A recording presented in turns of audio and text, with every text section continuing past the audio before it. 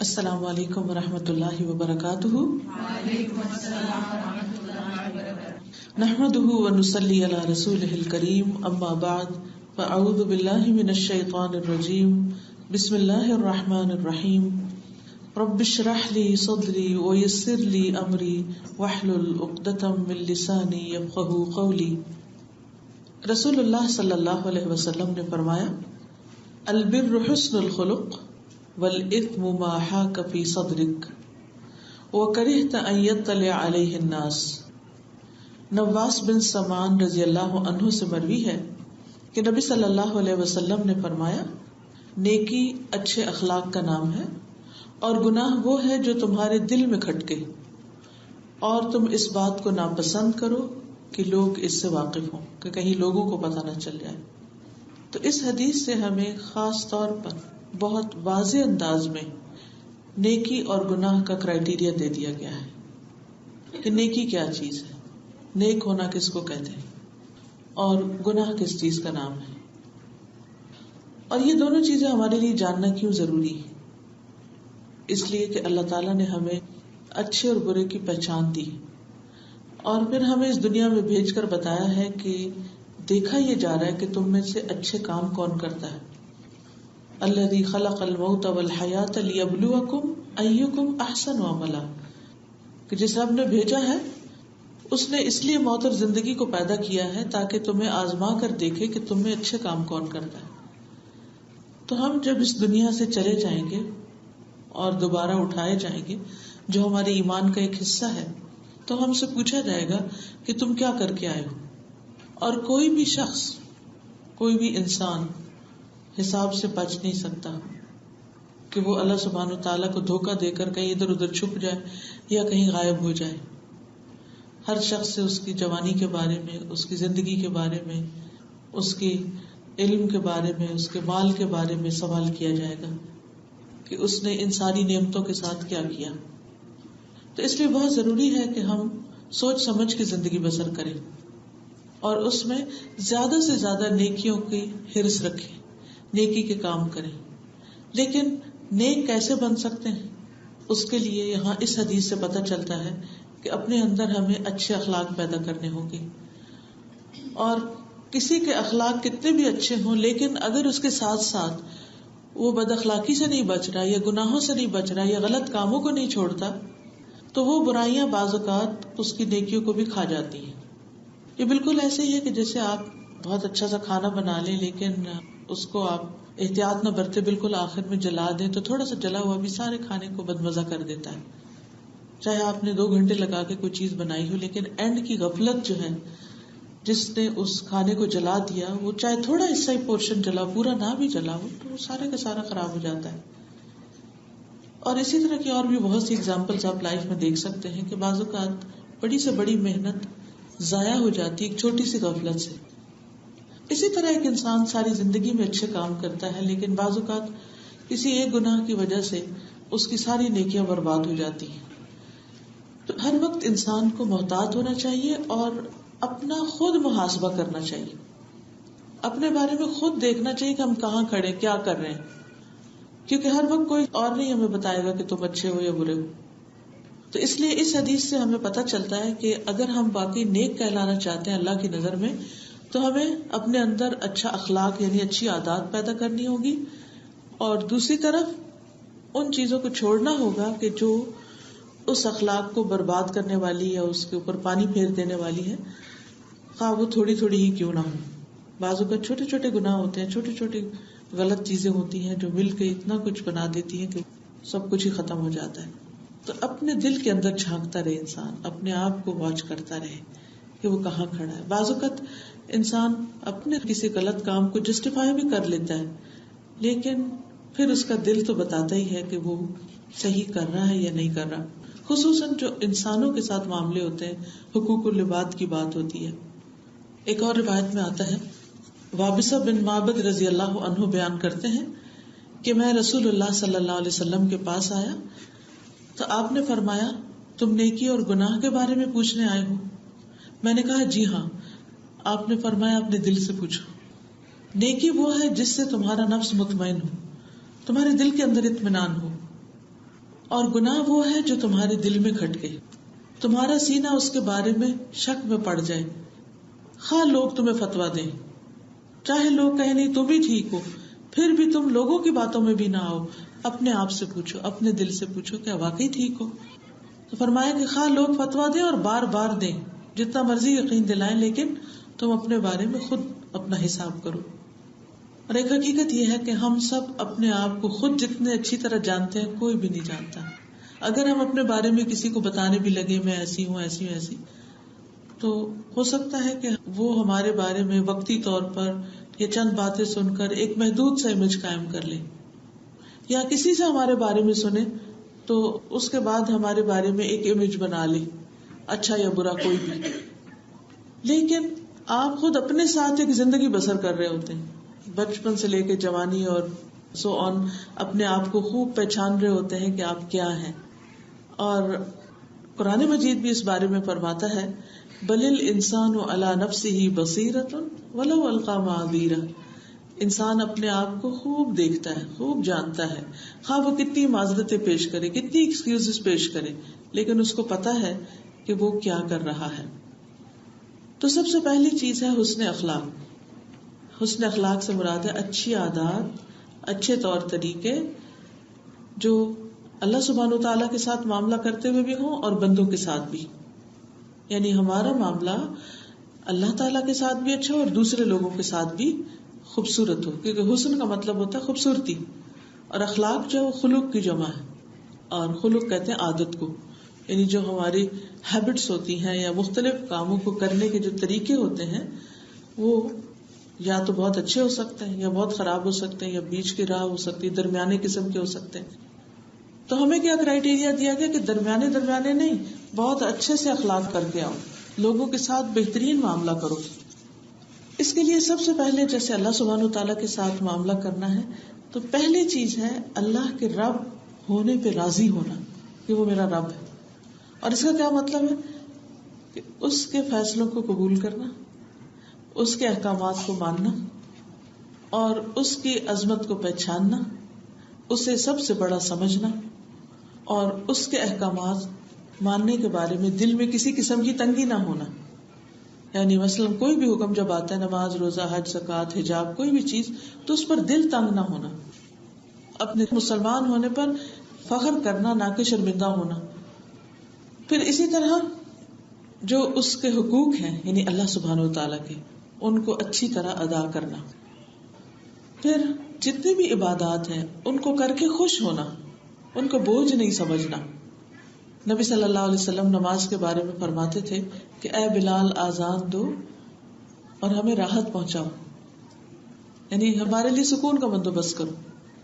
تو وہ look forward کرتے تھے اذان کو، نماز کو، اور خوشی سے ادا کرتے تھے۔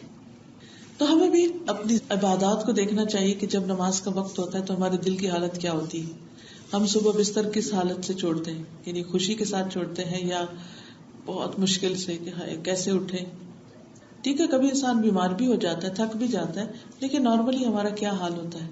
اسی طرح دن میں جب ہم کاموں میں مصروف ہوتے ہیں یا بہت سارے اور پریشرز ہوتے ہیں تو اس وقت نماز پڑھتے وقت ہماری دل کی حالت کیا ہوتی ہے، ہم خوشی سے جاتے ہیں یا نہیں، کیونکہ وہ بھی تو ہماری عادات میں شمار ہوتا ہے نا۔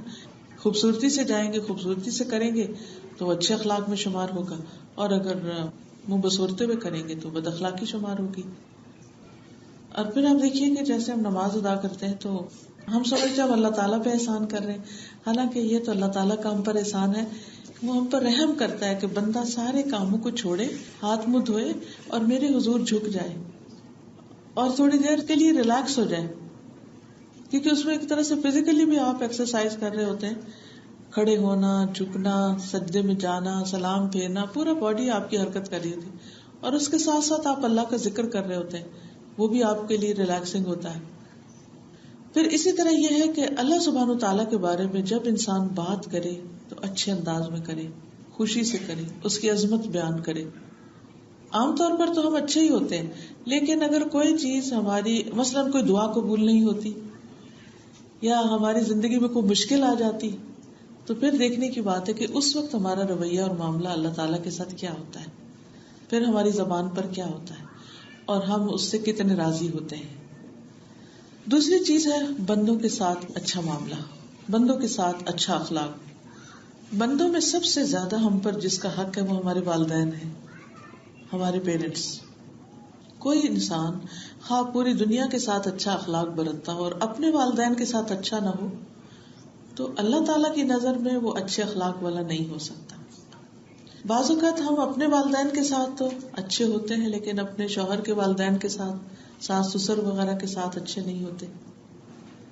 تو ہمیں والدین کے ساتھ، چاہے اپنے ہوں چاہے شوہر کے ہوں، جو بھی بزرگ ہوں، ان کے ساتھ اچھا اخلاق، اچھا معاملہ، رحمت والا معاملہ.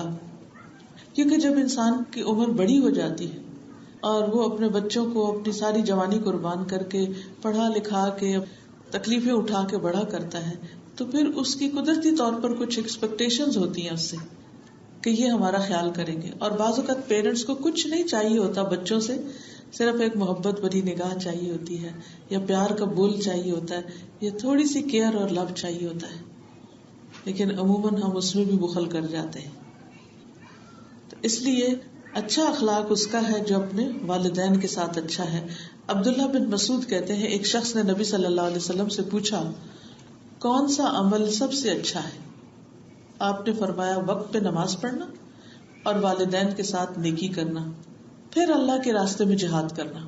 یعنی پہلے اللہ سے معاملہ ٹھیک کرو، اپنے گھر میں رویہ اچھا کرو، اس کے بعد باہر آ کے کوئی اور کام کرو.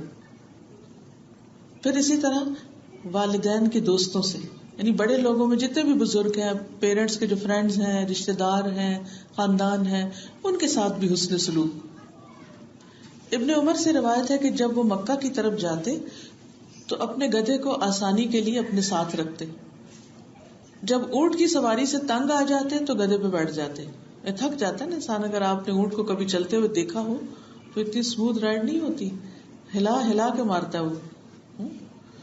مجھے یاد ہے ایک دفعہ کراچی میں ایسے شغل کے طور پر ہم لوگ اونٹ پہ بیٹھ کے اتنے تنگ آئے کہ بس ابھی اتار دو، کیونکہ عادت نہیں نا اس نے جھولے کھانے کی. تو میں یہی سوچنے لگی کہ جو لوگ اتنے دنوں تک اونٹ کا سواری کرتے ہیں، جب وہ اترتے ہوں گے تو ان کا حال کیا ہوتا ہوگا. تو بہرحال عبداللہ بن عمر اپنے ساتھ ایک گدھا بھی رکھتے تھے آلٹرنیٹ. جب اوپر تھک جاتے تو گدھے پہ بیٹھ جاتے اسٹریٹ ہو کے. تو اس کے سٹیپس چھوٹے ہوتے ہیں، اس کی طرح سواری اور طرح کی ہوتی ہے. اور اپنے سر پہ امامہ باندھتے تھے، یعنی پگڑی سے باندھتے تھے. تو ایک دن ابن عمر اسی گدھے پہ سوار تھے کہ ان کے پاس سے ایک بدو گزرا. تو انہوں نے اس کو بلایا اور پوچھا کیا تم فلاں بن فلاں کے بیٹے ہو؟ اس نے کہا ہاں اسی کا بیٹا ہوں. تو انہوں نے اپنا گدھا اس کو دے دیا کہ اس پہ سوار ہو جاؤ، پھر اپنا امامہ اتار کے اس کو دے دیا. تو بعض ساتھیوں نے کہا کہ اللہ آپ کو بخشے، آپ نے اس بدو کو اپنا گدھا بھی دے دیا، اپنا امامہ بھی دے دیا ہے، حالانکہ آپ نے اس کو اپنے آرام کے لیے رکھا ہوا تھا. تو ابن عمر نے کہا کہ میں نے رسول اللہ صلی اللہ علیہ وسلم سے سنا تھا، آپ فرماتے تھے کہ نیکیوں میں سب سے بڑی نیکی آدمی کا اپنے باپ کی وفات کے بعد اس کے دوستوں سے اچھا سلوک کرنا ہے. یعنی اگر اپنے ماں باپ نہیں ہے تو پھر ماں باپ کے فرینڈز کے ساتھ اچھا سلوک کرو. اور اس بدو کا باپ میرے والد کا دوست تھا، یعنی عمر کا دوست تھا رضی اللہ تعالیٰ عنہ. تو اس لیے میں نے اس کے ساتھ یہ حسن سلوک کیا.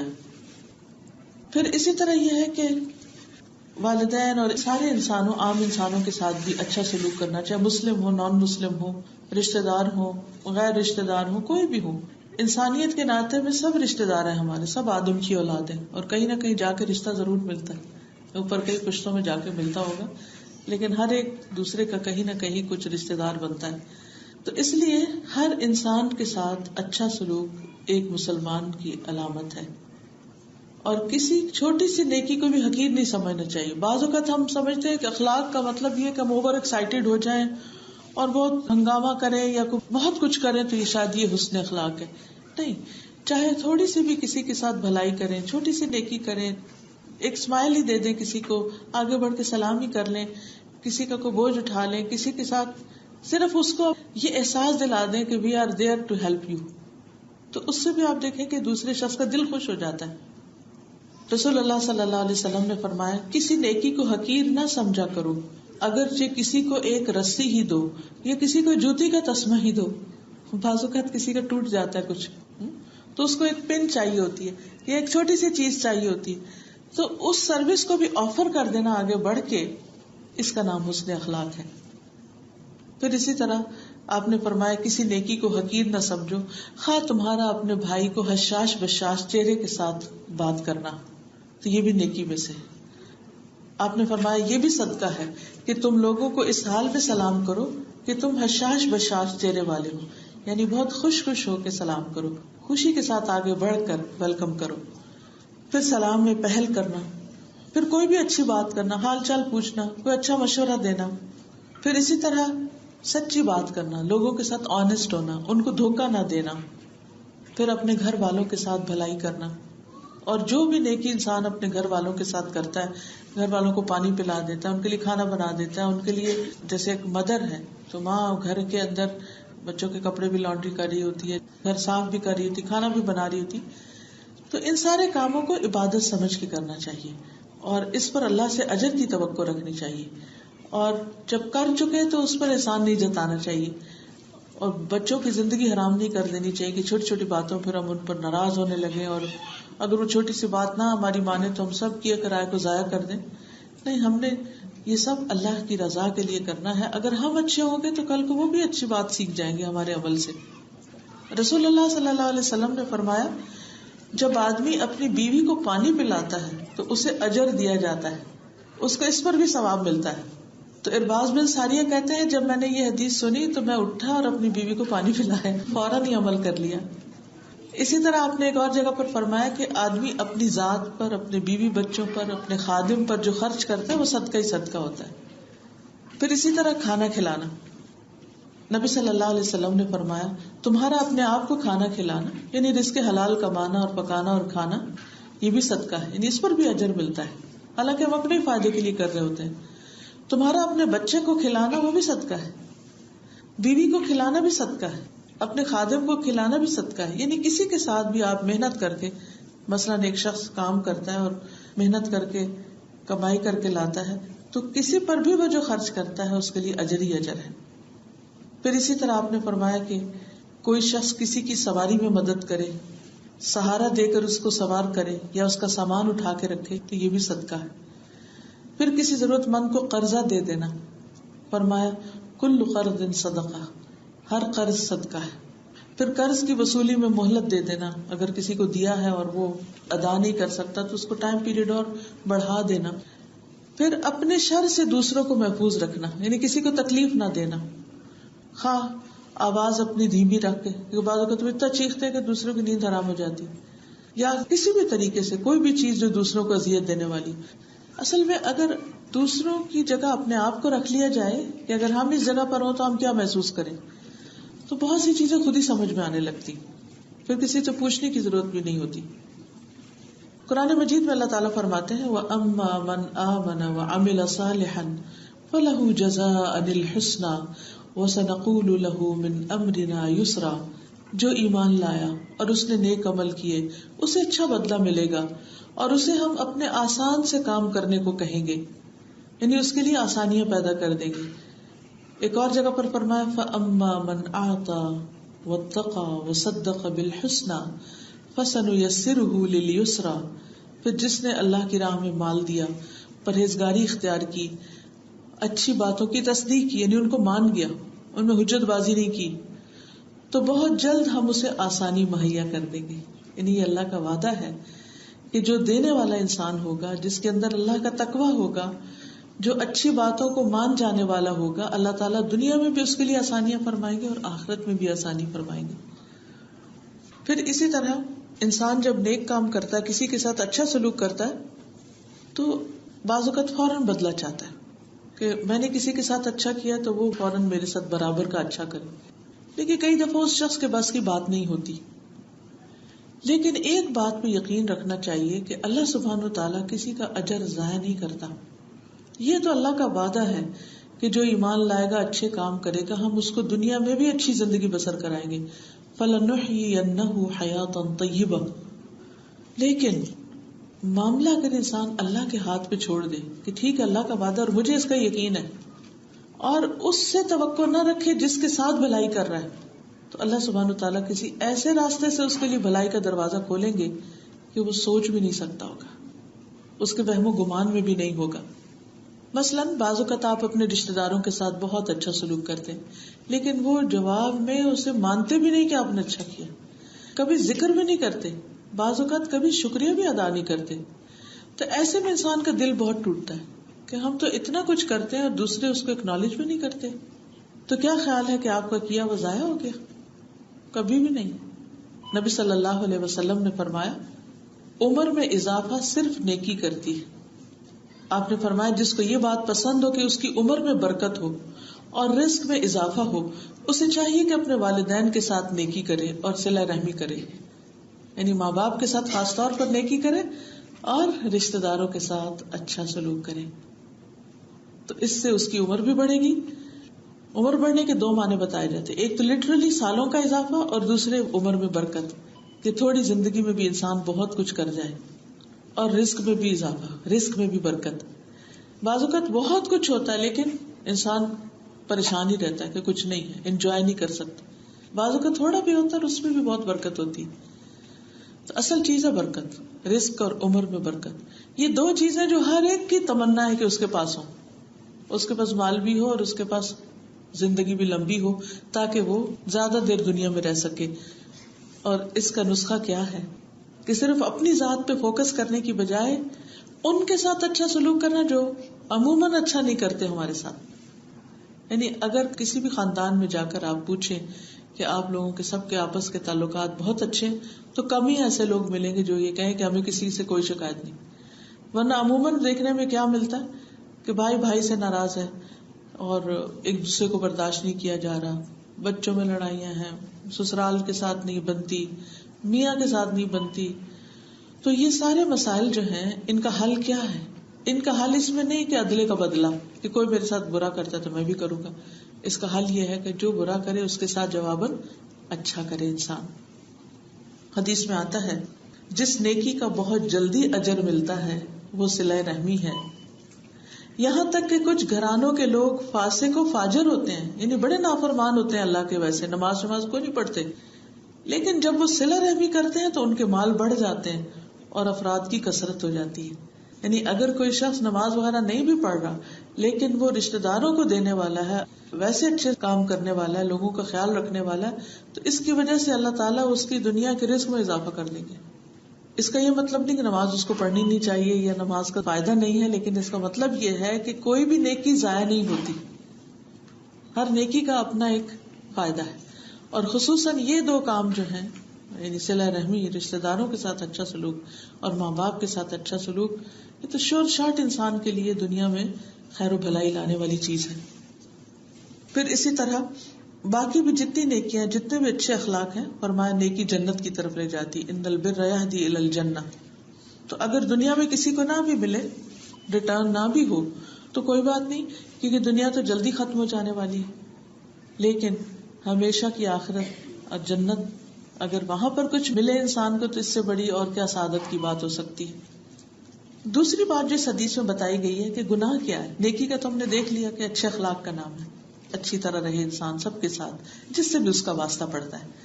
اور گناہ کیا ہے؟ وہ جو تمہارے دل میں کھٹکے, یعنی ظاہر میں نہیں. نیکی ظاہر ہوگی لیکن گناہ کا احساس اندر دل میں.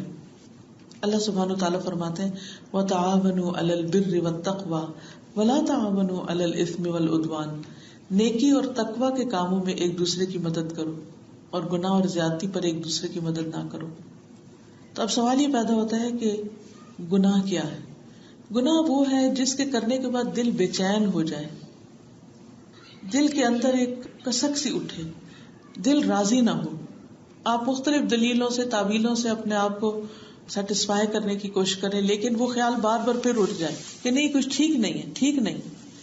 پھر بعض اوقات انسان ایسی پریشانی میں کسی کے پاس جاتا ہے, اس سے پوچھتا ہے, وہ بھی آگے سے اپنے سمجھ کے مطابق کچھ بتا دیتا ہے, لیکن آپ خود زیادہ بہتر جانتے ہوتے ہیں کہ آپ نے ٹھیک کیا ہے یا نہیں کیا. کیونکہ کئی دفعہ ہم دوسرے سے جب کوئی فتویٰ لینے بھی لگتے ہیں یا سوال پوچھنے بھی لگتے ہیں تو اس کو ون سائیڈڈ پکچر دکھاتے ہیں, تو وہ تو اس کے مطابق ہی فیصلہ کرتا ہے نا. تو آپ کو خود زیادہ پتا ہوتا ہے کہ آپ کہاں کھڑے اور دوسرا کہاں کھڑا, کس کی زیادتی, کس کا کیا قصور ہے. تو اس لیے دل کو جج بنایا گیا. ابن عمر کا قول ہے کہ بندہ تقوی کی حقیقت کو نہیں پہنچ سکتا، یعنی کوئی شخص متقی نہیں بن سکتا جب تک کہ وہ بات جو اس کے دل میں کھٹکتی ہو اسے بالکل چھوڑ نہ دے، یعنی جو چیزیں شک میں ڈالتی ہیں ان سے دور ہو جائے. ایک اور روایت میں آتا ہے حرام کاموں سے پرہیز کرو، سب سے زیادہ عبادت گزار بن جاؤ گے. یعنی وہ شخص بڑا عبادت گزار ہے جو حرام چھوڑ دیتا ہے. اب حرام چھوڑنے میں آپ دیکھیے کھانے پینے میں حرام ہے، شراب جوا وغیرہ ہے، کھیل میں جوا ہے، مال کے گناہوں میں اسی طرح مارگیج وغیرہ اور سود کا لین دین، یہ ساری چیزیں اتنی واضح حرام ہے کہ جن میں کوئی شک کی بات ہی نہیں ہے.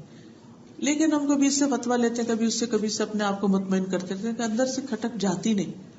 تو ایسے میں انسان کے لیے بہتر راہ کیا ہے کہ ایسے کاموں کو چھوڑ کر ان کو اختیار کرے کہ جو دل کو اطمینان بخشنے والے، تاکہ دنیا سے جب انسان رخصت ہو تو اللہ سبحانہ وتعالیٰ کی طرف سے پیغام آئے کہ یا ایتھا النفس المطمئنہ ارجعی الی ربک راضیۃ مرضیہ، اے نفس مطمئنہ چلو اپنے رب کی طرف واپس چلو اس حال میں کہ تم بھی راضی اور تمہارا رب بھی تم سے راضی ہے. یہ حالت زیادہ اچھی ہے یا یہ کہ انسان ایک عجیب کشمکش اور بے چینی اور ڈپریشن میں رہے کہ پتہ نہیں میں ٹھیک کر رہا ہوں یا نہیں کر رہا.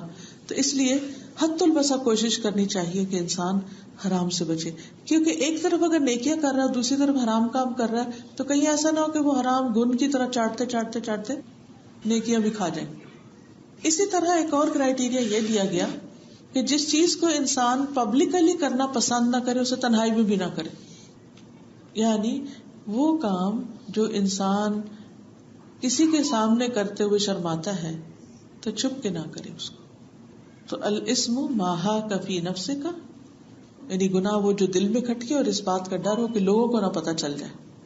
آپ دیکھیے کہ دن میں کتنی دفعہ ہم کہتے ہیں کہ ہائے لوگ کیا کہیں گے. چلے دن میں نہ صحیح لیکن عام طور پر محاورہ ہوتا ہے لوگ کیا کہیں گے. تو یہ جو جملہ ہے نا لوگ کیا کہیں گے، یہ کوئی اچھا جملہ نہیں ہے. یہ انڈیکیٹ کرتا ہے کہ ہمیں اللہ سے زیادہ لوگوں کا ڈر ہے. تو جب ہمیں اللہ کا ڈر ہو جاتا ہے تو پھر لوگوں کا نہیں رہتا، کیونکہ پھر ہم ایسے کام نہیں کریں گے کہ جو لوگوں کے سامنے بھی شرمندگی اور رسوائی کا باعث بنے. پھر یہ گناہ کے اثرات، گناہوں کے نقصان وہ کیا ہے.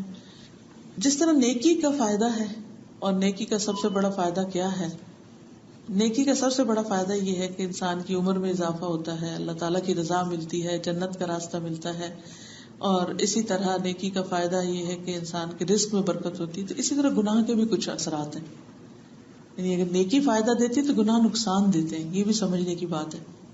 اس میں کچھ تو انسان کو پرسنلی نقصان ہوتے ہیں، یعنی کئی بیماریوں کی شکل میں. پھر انسانوں کے ساتھ تعلقات کے اندر بھی نقصان ہوتے ہیں، آپس کی محبت ختم ہو جاتی ہے. ابن عمر سے مروی ہے نبی صلی اللہ علیہ وسلم فرمایا کرتے تھے اس ذات کی قسم جس کے ہاتھ میں محمد صلی اللہ علیہ وسلم کی جان ہے، جو دو آدمی بھی آپس میں ایک دوسرے سے محبت کرتے ہوں اور ان دونوں کے درمیان جدائی ہو جائے تو وہ یقیناً ان میں سے کسی ایک کے گناہ کی وجہ سے ہوگی. یعنی اللہ کی خاطر آپس میں دوستی ہے، محبت ہے، لیکن پھر وہ اچانک بالکل ہی ختم ہو جاتی ہے تو ان میں سے کسی ایک کا کوئی ایسا گناہ یا کوئی ایسی بات ہوتی ہے کہ جس کی وجہ سے ان کے اندر وہ تعلق ختم ہو جاتا ہے.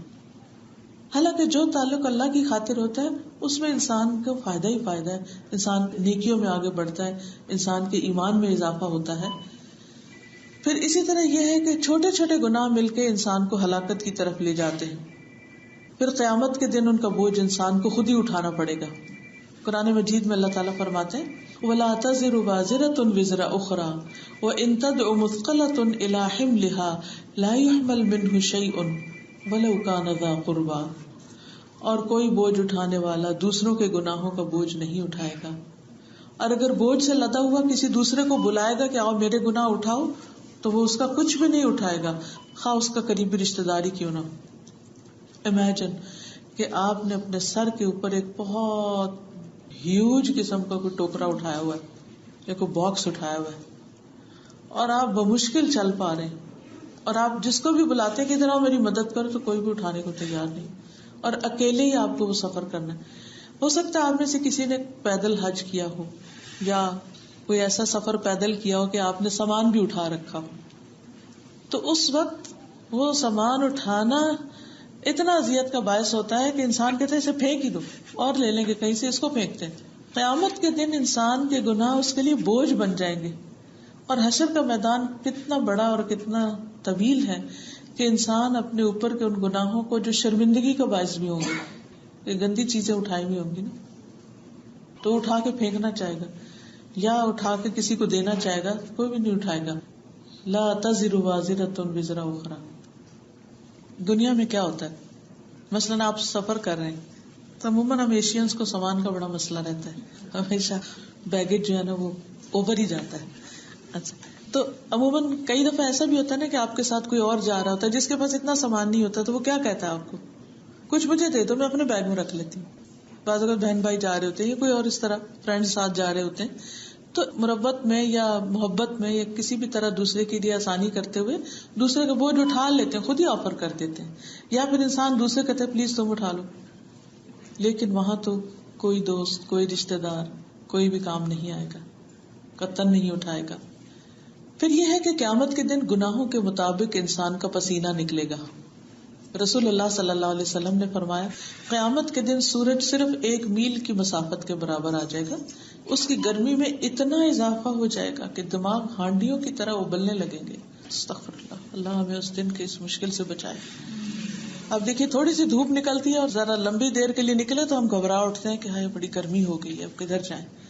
اور وہاں کیا ہوگا کہ بالکل قریب آ جائے گا اور تمام لوگ اپنے اپنے گناہوں کے اعتبار سے پسینے میں ڈوبے ہوئے ہوں گے. چنانچہ کسی کا پسینہ اس کے ٹخنوں تک ہوگا، کسی کا پنڈلی تک، کسی کا جسم کے درمیانے حصے تک، اور کسی کا منہ میں پسینے کی لگام ہوگی. تو آپ سوچئے کہ اس وقت انسان کا حال کیا ہوگا.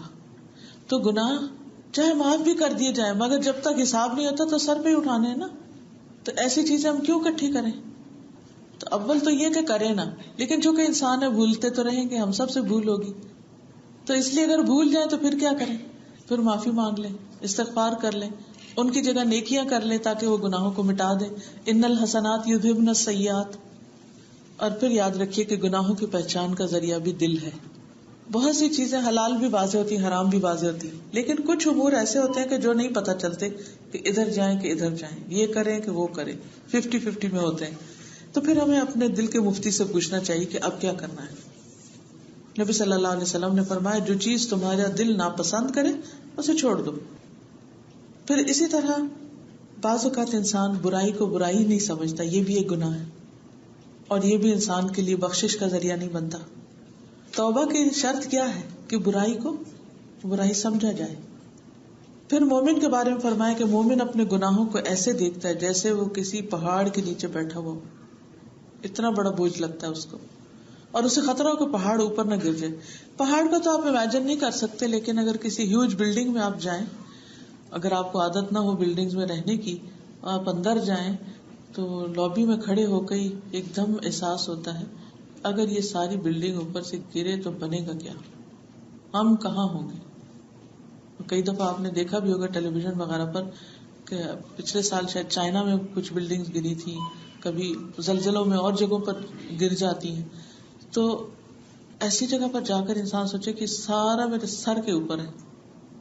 تو جو مومن ہوتا ہے وہ گناہ کو اسی طرح سمجھتا ہے کہ جیسے میرے سر کے اوپر پہاڑ کھڑا ہے، مجھے اس کو اتار کے پھینکنا ہے، جتنی بھی ایفرٹ ہو میں اس کو نہیں اپنے سر، یعنی اس کا دل گھبراتا ہے. یعنی ویسے کچھ نہیں، اور جب ہوتا ہے نا کہ آپ کو گھبراہٹ شروع ہو جاتی ہے سوچ کے بھی کہ یہ گرا تو بنے گا کیا، آپ کو سانس نہیں آتا. اسی طرح مومن جو ہے وہ گناہ سے اتنا گھبراتا ہے، مطلب کئی آتے اپنی پتہ ہوتی ہیں اچھی نہیں ہے اور انسان سوچتا رہتا ہے اس کو ٹھیک کرنا، لیکن سستی کے مارے ان کو لیے چلتے ہیں. لیکن جتنا جتنا ایمان بڑھتا جاتا ہے اتنی اتنی سینسٹیوٹی بڑھتی جاتی ہے گناہوں کے لیے، اور اس کو انسان اپنے لیے بہت بڑی مشکل سمجھتا ہے اور اس کو ہٹا دینا چاہتا ہے. اب یہ ہے کہ کیا ہر ایک کا دل کھٹکتا ہے برائی پہ؟ نہیں، ایسا نہیں ہوتا، ہر ایک کا نہیں کھٹکتا، کیونکہ جو مردہ دل ہوتے ہیں، جو بے حس ہوتے ہیں، بے ضمیر ہوتے ہیں، ان کو کوئی پرواہ نہیں ہوتی. اس کے لیے ضروری ہے کہ اپنے اندر وہ حس پیدا کی جائے. اب مثال کے طور پر آپ دیکھیے کہ جیسے یہ کارپیٹ ہے تو اس کے اندر جو شیڈ ہے یہ اس قسم کا ملگجا سا کہ اگر اس کے اوپر کچھ گر بھی جائے تو نہیں پتہ چلے گا. لیکن اس وقت ٹیبل کلاتھ جو ہے یہ سفید رنگ کا ہے، اس کو اور اس کو کمپیئر کرے. اگر آپ کے دل کی حالت وہ ہے جو اس کارپیٹ کی ہے تو آپ کو گناہ کے بارے میں احساس نہیں ہوگا. اور اگر آپ کا دل سفید ہے، روشن ہے، تو چھوٹا سا ذرہ بھی آپ کو نظر آئے گا تو آپ کا دل پریشان ہوگا. اسی لیے آپ دیکھیں کہ جو چھوٹے بچے ہوتے ہیں نا، وہ گناہ نہیں کرتے نا تو وہ بہت سینسیٹیو ہوتے ہیں. اجنبی لوگوں سے گھبرائیں گے، جو اس قسم کے غلط کام کرنے والے لوگ ہیں ان کے پاس نہیں جائیں گے. تو یہ قدرتی طور پر ایک پہچان ہوتی ہے ان کے اندر. تو جس دل کے اندر بھی تقویٰ ہے، جس دل کے اندر خدا کا خوف ہے، اس دل کو یہ محسوس ہوتا ہے کہ گناہ کتنی بری چیز ہے اور برائی اس کو کھٹک جاتی. دل کو روشن کرنے کے لیے، صاف کرنے کے لیے کیا کرنا چاہیے؟ اللہ پر مضبوط ایمان ہونا چاہیے. وَمَن يُؤْمِن بِاللَّهِ يَهْدِ قَلْبَهُ، جو اللہ پر ایمان لائے گا اللہ تعالیٰ اس کے دل کو ہدایت دے دے گا، اس کو راہ دکھا دے گا، اس کے دل کے اندر ایک میزان پیدا کر دے گا. دوسرے قرآن مجید کی تلاوت اور غور و فکر کرنا. اللہ تعالیٰ فرماتے ہیں یا ایھا الناس قد جاءتکم موعظۃ من ربکم وشفاء لما فی الصدور، لوگوں تمہارے پاس تمہارے رب کی طرف سے نصیحت آ چکی، یہ دلوں کے امراض کی شفا اور مومنوں کے لیے ہدایت اور رحمت ہے. تو دل بیمار ہوتے ہیں جب تو ان کو نہیں پتا چلتا. مثلاً آپ بیمار ہوتے ہیں، آپ کی زبان کڑوی ہوتی ہے تو فوڈ کا جو ذائقہ ہوتا ہے نا وہ نہیں پتا چلتا، آپ ٹیسٹ ہی نہیں کر پاتے. لیکن جب آپ صحت مند ہوتے ہیں تو آپ کو سب پتا چلتا ہے، نمک زیادہ ہے یا کم ہے، کیا پکا ہوا کیا نہیں. اسی طرح جب دل صاف ہوگا، دل صحت مند ہوگا، دل میں شفا ہوگی تو سب پتا چلے گا اچھا کیا اور برا کیا.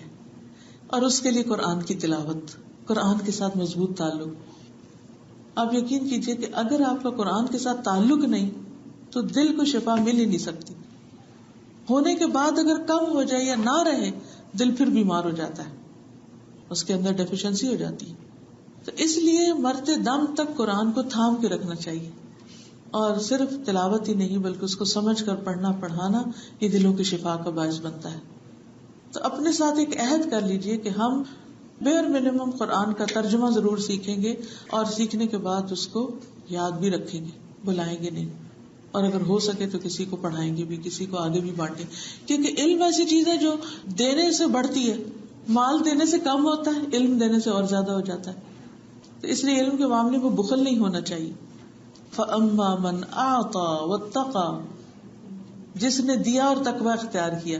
تو یہ جب آپ بانٹیں گے انشاءاللہ تو اور زیادہ آپ کے اپنے اندر شفا ہوگی اور کلیئرٹی آتی جائے گی. پھر اسی طرح گناہوں سے بچنا، یہ بھی دل کے لیے صحت کا باعث ہے. حدیث میں آتا ہے الاسم حواس القلوب، گناہ دلوں پر غلبہ پانے والا ہے، یعنی وہ دل کو جا پکڑتا ہے اور اس کو بیمار کر دیتا ہے.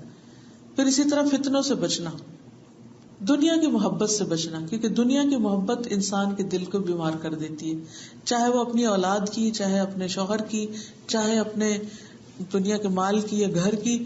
یہ نہیں کہ ہمیں اس کے کوئی تعلق نہیں ہونا چاہیے، نہیں، مطلب یہ ہے کہ جب وہ محبت اللہ کی محبت سے بڑھ جاتی ہے تو وہ محبت پھر انسان کے دل کو میلا کر دیتی ہے اور دل سخت ہونے لگتا ہے.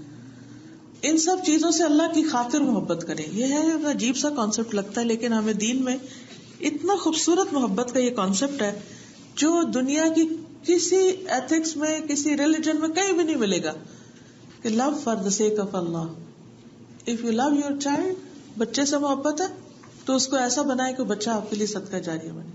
مال سے محبت ہے، ایسے کاموں میں لگائیں کہ جو انسانوں کی بھلائی کے اور مرنے کے بعد آپ کے لیے خیر و بھلائی کا باعث ہو. اسی طرح اگر شوہر سے محبت ہے تو ہم پھر کیا چاہیں گے کہ شوہر اچھے کاموں میں لگے، بچوں کی اچھی تربیت ہو. دوست سے محبت ہے اللہ کی خاطر تو پھر ہم کیا کریں گے، اس کو پکڑ پکڑ کے اللہ کی طرف لائیں گے، اس کو بھلائی چاہیں گے. تو اس طرح وہ محبت بھی ہمارے لیے اور فائدہ مند ہوتی ہے اور اس کا اجر بھی بہت زیادہ ہے اور اس سے دلوں کو شفا نصیب ہوتی ہے. ورنہ کسی کی بھی حد سے بڑی ہوئی محبت انسان کے دل کو بیمار کر دیتی اور بیمار دل جو ہے اس پر خیر و بھلائی کی بات پھر نہیں جمتی، وہ سنتا ہی نہیں انسان کچھ بات.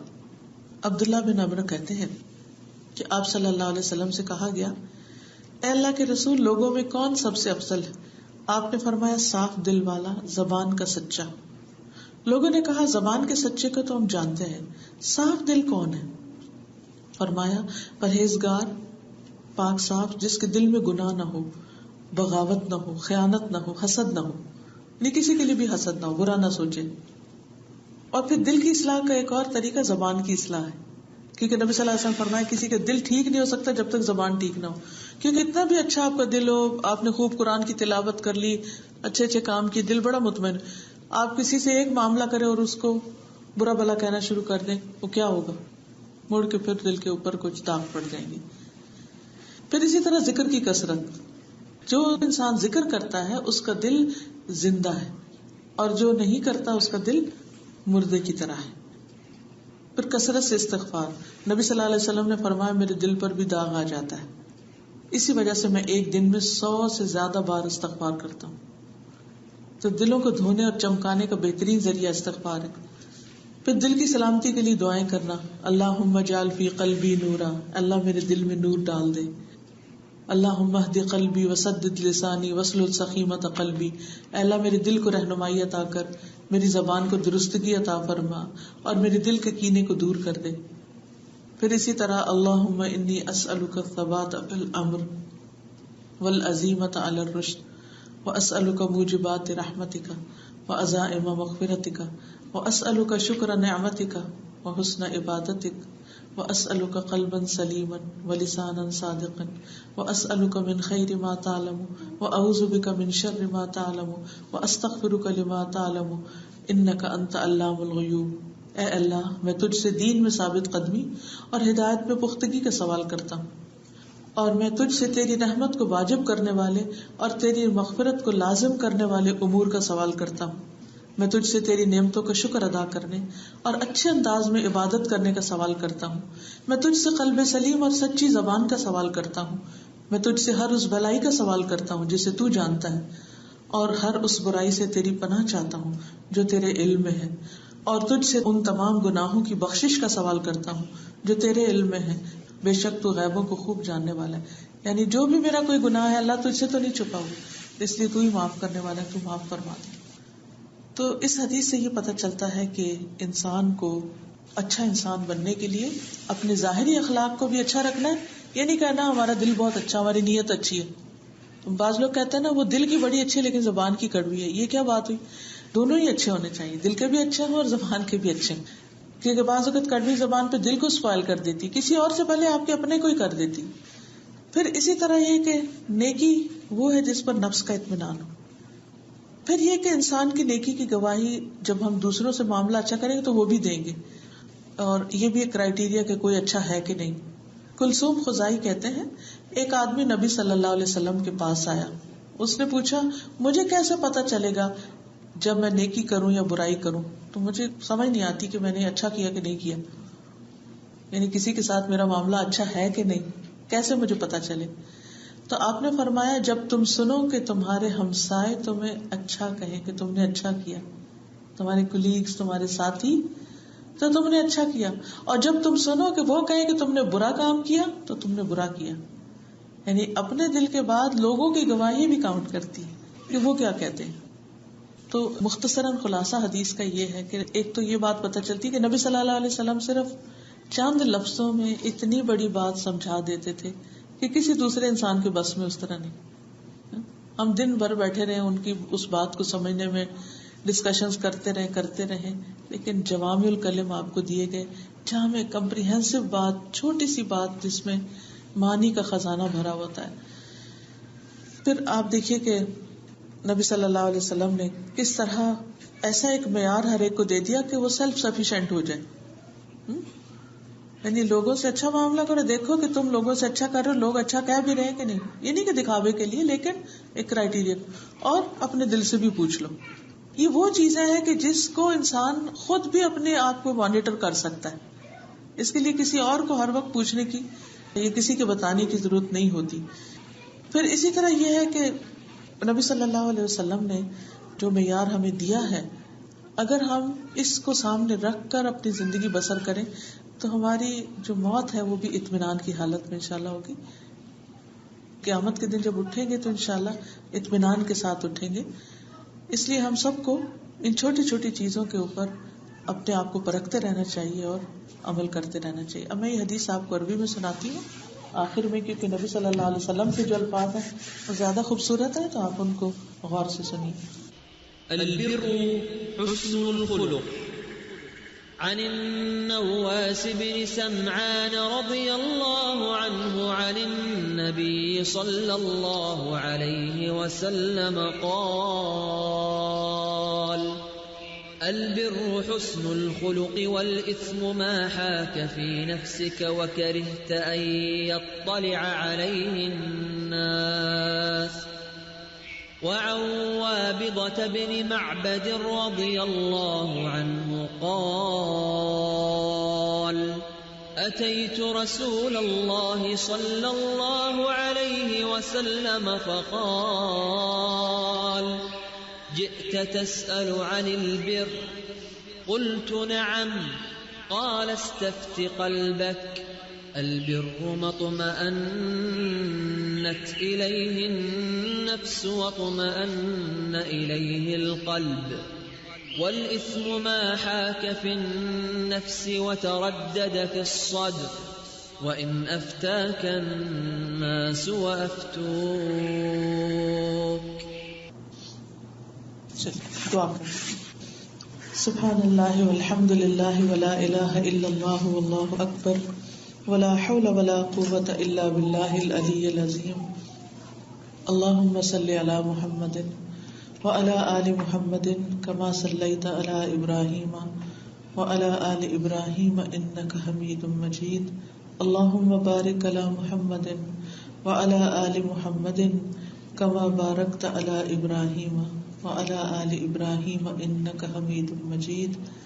ربنا آتنا في الدنيا حسنة وفي الآخرة حسنة وقنا عذاب النار. ربنا لا تزغ قلوبنا بعد إذ هديتنا وهب لنا من لدنك رحمة إنك أنت الوهاب. ربنا هب لنا من أزواجنا وذرياتنا قرة أعين واجعلنا للمتقين إماما. یا اللہ پاک جو کچھ ہم نے پڑھا ہے سنا ہے ہمیں عمل کی توفیق عطا فرما. یا اللہ تو ہمارے گناہوں کو بخش دے, ہمارے دلوں کو اطمینان عطا کر. اللہ ہمیں اپنی محبت عطا کر, اپنے دین کی محبت عطا کر. یا رب العالمین تو ہمیں بہترین اخلاق عطا فرما. اللہ ہمارے دل کو بہترین مفتی بنا. اللہ ہمارے بچوں کو ہماری آنکھوں کی ٹھنڈک بنا. یا اللہ انہیں نیک ہدایت عطا فرما. یا رب العالمین تمام مسلمانوں کو, تمام انسانوں کو ہدایت عطا فرما. یا اللہ تو اس جگہ میں بہترین خیر و برکت ڈال دے. اس جگہ سے دین کا بہترین نور اور روشنی ہر طرف پھیلے. جنہوں نے اس کا اہتمام کیا آج کی مجلس کا انہیں بہترین جزا دے. جو بہنیں سننے کے لیے آئی ہیں اللہ ان کا آنا بیٹھنا سننا قبول فرما. یا رب العالمین تو ہم سب کو, ہماری نسلوں کو اپنے دین پر قائم رکھنا, ہمارے دلوں کو بھٹکنے سے بچا لینا. یا رب العالمین تمام بیماروں کو صحت عطا فرما. سب دکھی لوگوں کو دکھ دور فرما دے, سب کی پریشانیاں دور فرما. اللہ ہمارے گھروں میں سکون اور خوشیاں پیدا فرما. رب ارحمہما کما ربیانی صغیرا. اللہ ہمارے والدین پر اپنی رحمت فرما. جو دنیا سے جا چکے ہیں ان کی بخشش فرما. لا الہ الا اللہ وحدہ لا شریک لہ لہ الملک ولہ الحمد وهو على كل شيء قدير. لا حول ولا قوة إلا بالله. لا إله إلا الله. لا نعبد إلا إياه. له النعمة وله الفضل وله الثناء الحسن. لا إله إلا الله مخلصين له الدين ولو كره الكافرون. لا حول ولا قوة إلا بالله العلي العظيم. ربنا تقبل منا انك انت السميع العليم وتب علينا انك انت التواب الرحيم. وصلى الله تعالى على خير خلقه محمد وعلى آله واصحابه واهل بيته اجمعين برحمتك يا ارحم الراحمين. الہی آمین. سبحانك اللهم وبحمدك اشهد ان لا اله الا انت استغفرك واتوب اليك. السلام علیکم ورحمۃ اللہ وبرکاتہ.